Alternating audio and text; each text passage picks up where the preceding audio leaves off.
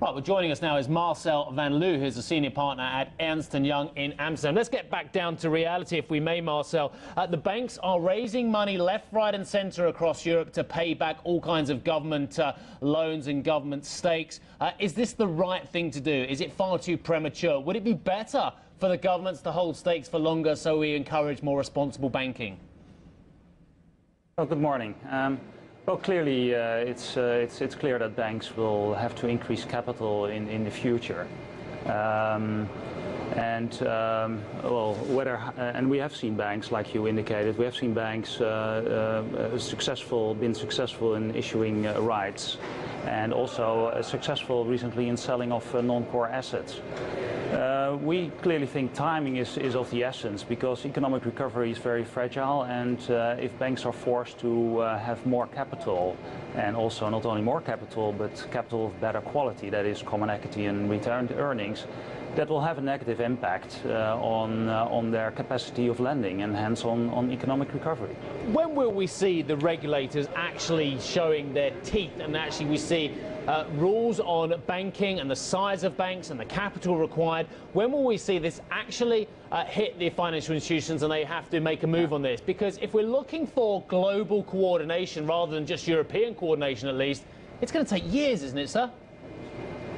Absolutely, and well, that's why I call it a balancing act not only for regulators but also for management of banks. So I do not expect the higher capital requirements to kick in say immediately, because that will very much have a negative impact on economic recovery.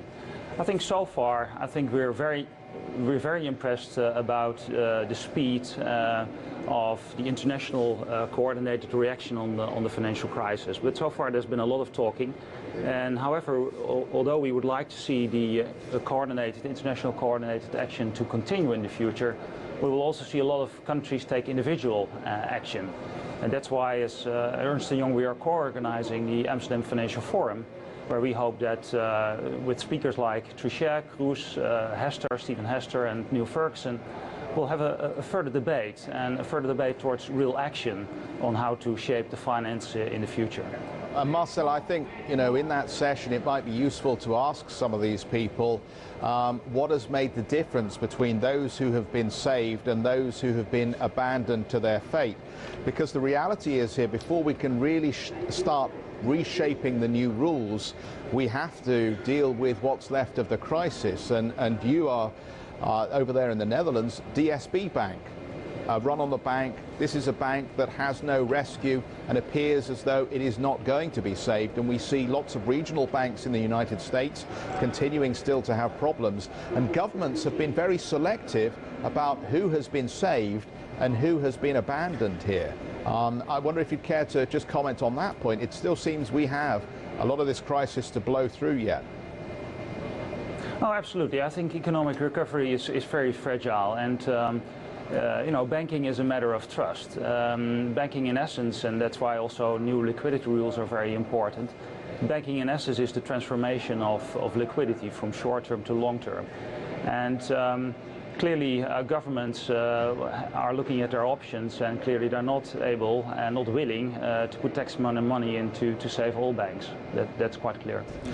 Just on the recovery as you see it then, currently the strength that we are seeing on the balance sheets of some of these banks. I thought JP Morgan was fascinating yesterday.